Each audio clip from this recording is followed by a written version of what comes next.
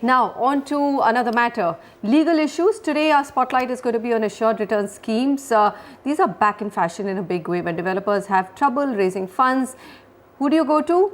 The unsuspecting retail investor. I know we've been taking a very hard stance against assured returns, and there have been companies who've been writing into us saying, why are you talking about all assured return schemes being not a good investment for investors? Well, today, with one question and Vinay Singh, property expert.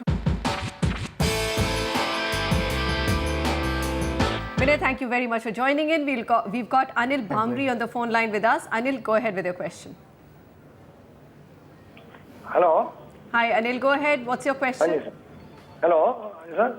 We have invested in Vigneshwara Development with the director of Sunil Kumar Daya.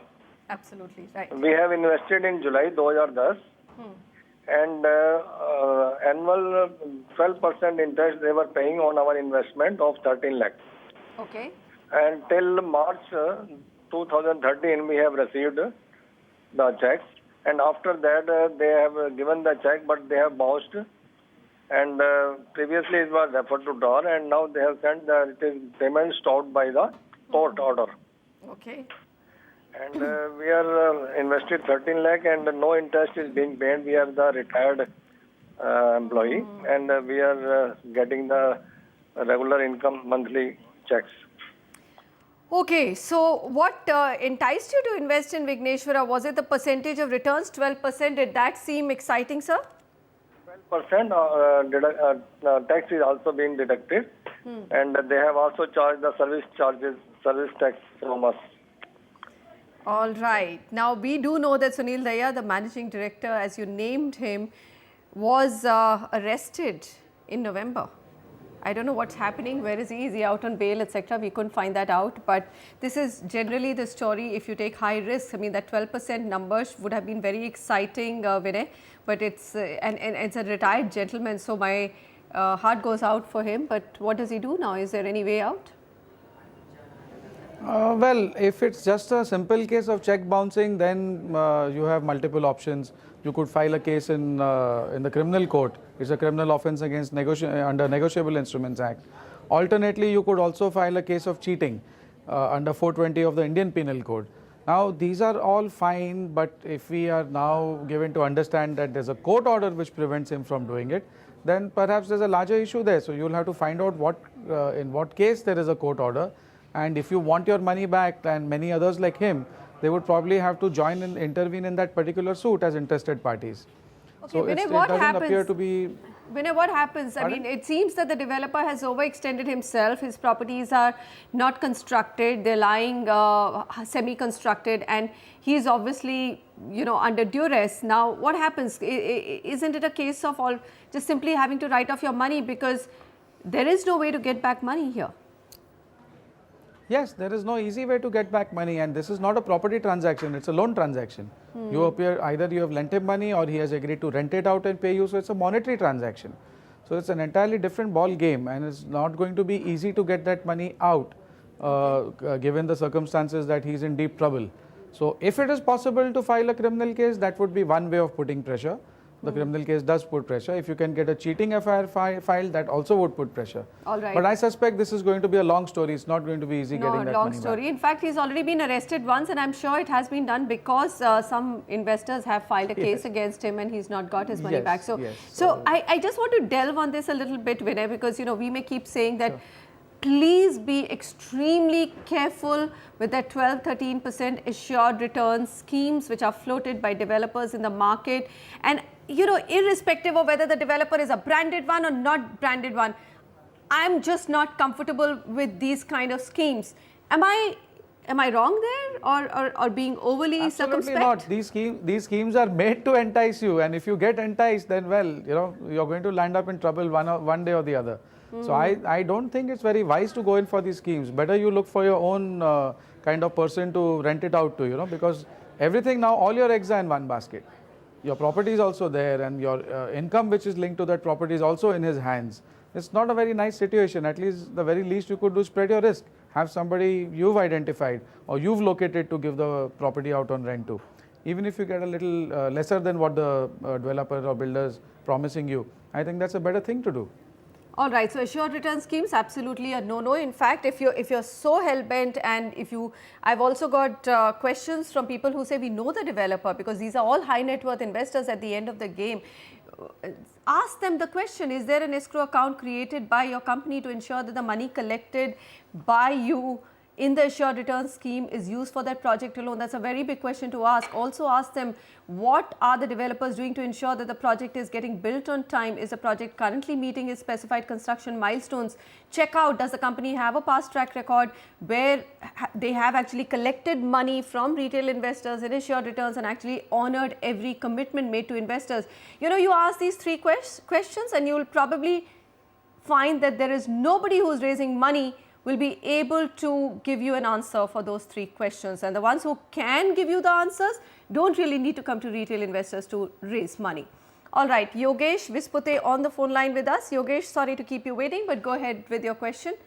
All right, I think we've lost him, so we'll just take this email. I'm selling my flat in Pune, purchased 3 years back. The society is yet to be formed or issue share certificate. Is there a no objection certificate still required from the society before I sell my apartment? If yes, what will be the charges? Vinay. Well, legally there is no requirement to take a no objection certificate from the society. There are prescribed forms where you inform the society, both the proposed purchaser as well as the member, both have to inform the society that we intend to enter into this transaction. There are forms prescribed for that.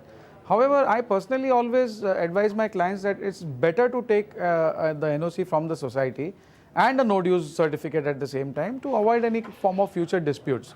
Once that document has been issued by the society, there cannot be a claim of any sort, you know.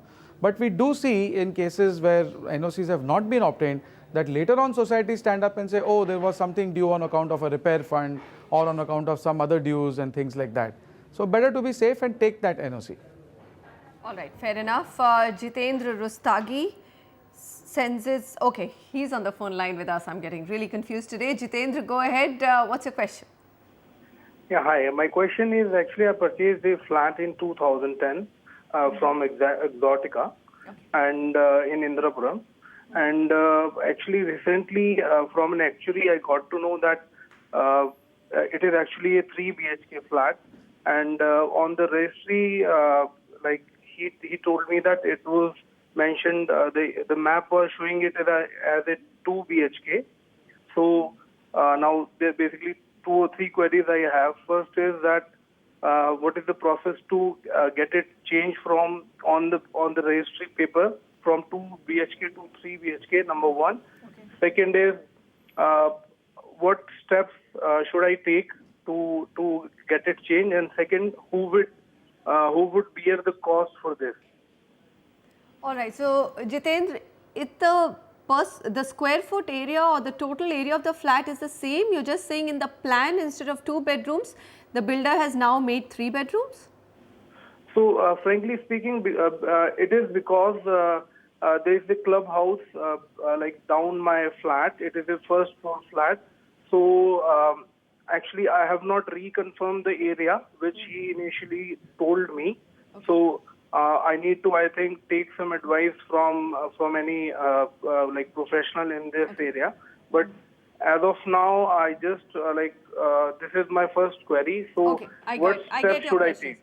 All right, let me come to Vinay. So Vinay, first is that assume that the area hasn't been changed, as the plan has been changed. Maybe he's taken out smaller bedrooms and actually kept the area same. So in this case, A, does he need to get the change made in the loan documents? And where else does he need to get the change made? And if there is a cost attached to it, who will bear the cost? And we will come to the larger question of, if there is actually been a square foot change, then who pays for it? See, if there is a change in the area, let's take the last one first. If there's a change in the area, it's clearly a case where you can ask for compensation.